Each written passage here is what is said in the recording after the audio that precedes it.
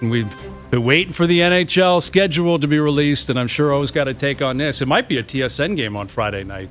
Like, Marner's rolling into town. I didn't look at that, who has the rights or who doesn't. They don't have that yet. They haven't figured that out yet. That's not done yet. Okay, so we're all waiting for that. Bidding war. We all got our schedules today, and everyone had a very different experience with their NHL schedules that are close to them. Joe from the Bridge, right away, as soon as that Leaf schedule came out, into the group chat. Marner's returning this day, and the Leafs play Marner that day. Right. And he goes, and they're playing the back-to-back in Boston, to the point where I was like, I can't do the Vegas schedule here. I'm going to mute this group. Yeah, Joe from the Bridge, I saw him briefly as I'm walking in, and he just starts yelling about Marner's return.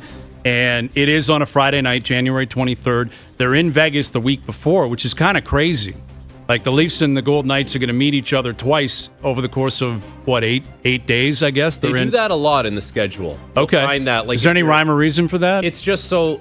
I don't know. My take on it is that if teams play, if Toronto plays Vegas, it's like the pre-scout and everything that you didn't go old. It's not like you played a team in November, you don't see them again until April, and then it's just completely irrelevant. Well, and again, as the build-up to the game is going to be about Marner. I think I have made it clear this week, and I will make it clear as we get closer and closer to that game. I think it will be the most anticipated Maple Leaf homecoming likely in my lifetime. I mean, I remember when Wendell Clark returned, but Wendell, no one wanted to see him go. He was so beloved. It was such a shock when he got traded for Sundin. When Sundin left, it was very different because, they were turning over a leaf in terms of transitioning who they were and what they were going to try to build. People were hoping Mats would waive his no-movement clause to acquire picks, prospects, launch into a rebuild. Very different tone. This is going to have it all. This is going to have everything you could possibly look for, and I predicted this yesterday. I said it, the NHL will screw this up, and they did. They screwed it up because Vegas is in Boston the night before, which means they're going to fly in late, not have a morning skate. He'll play. I'm not convinced he even talks to the media afterwards, and then he's going to be out.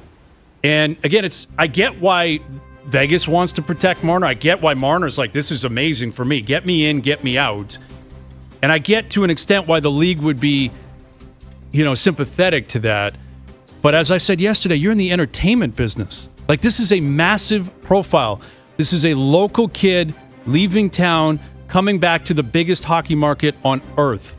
And they're going to fly him in like the Dark Knight, fly him out. This is what needs to happen now. You need to get a mustache or a goatee, put some glasses on, and you need to be incognito in Boston in a disguise as TSN 8 The Ocho. Yes. Doing some kind of interview, getting a soundbite from Marner. I like that. They're going to be Nesson, whoever the Vegas people are, they're going to be asking softball questions, and then all of a sudden it's Ryan Hines. Ryan Hines with a mustache TSN 8. TSN comes off the top rope asking Leaf questions. Yeah. Gotta bring in it to Boston. him. That's what it's going to be like, though. It'll be, how do you feel about going home? Yeah. And he'll be allowed to dance around it. Right. I think if he had some heart, he should make himself available here if he's not going to be made available as it is. Well, and that's, we're projecting at this point, but I think it's in his best interest. If I were counseling Marner, I'd say, just do it. Talk to the media. And don't rush out. I get the world we're in now. The irony is, if he was still a Leaf, they wouldn't make him talk.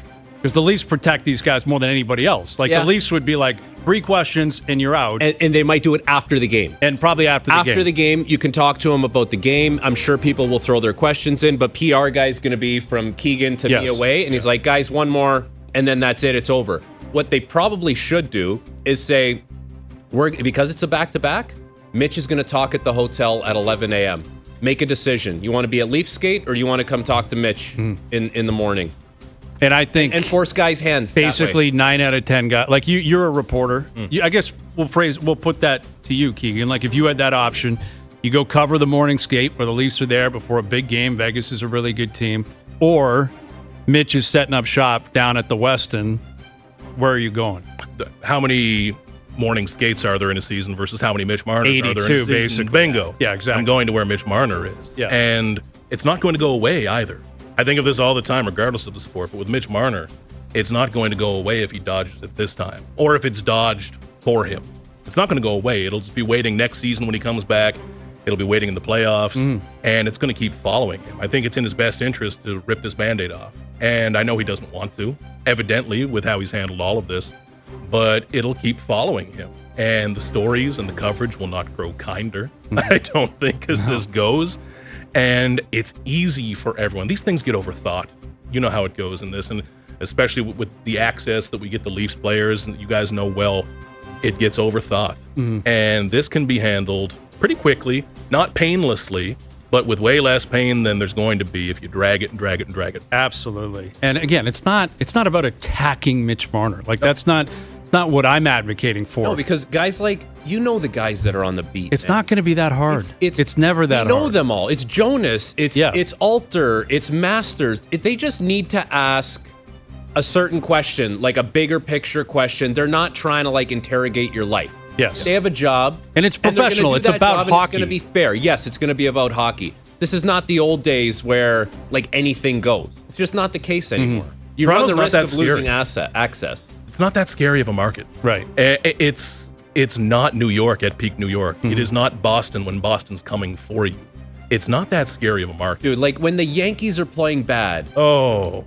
That must be a bloodbath. You need security. There. Right. Like you must have seen some of those over the years. Absolutely. And it gets harsh, it gets personal, and it gets targeted. Right. When in reality, what a lot of people are going to be looking for from Mitch Marner for TV purposes is a clip, is a video of him saying, I loved my time here. Thanks, Leafs fans, whatever. Yeah.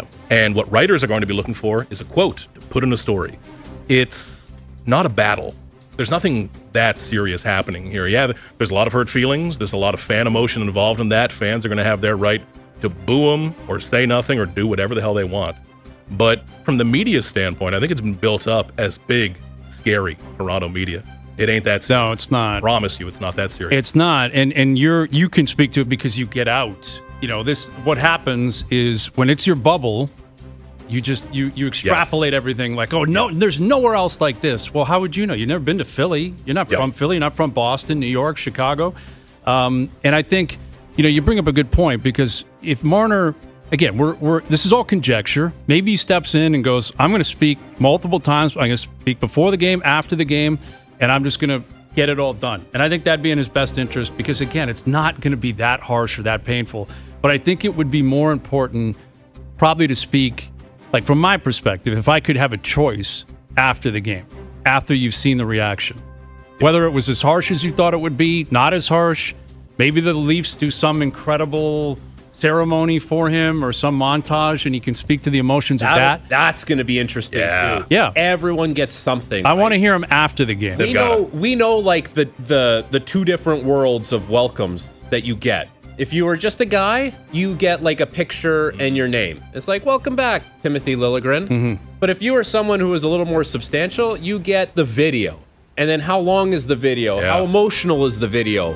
Close up on Austin Matthews' face. Right. Like where does Mitch Marner land on like the just a guy to you were an absolute hero?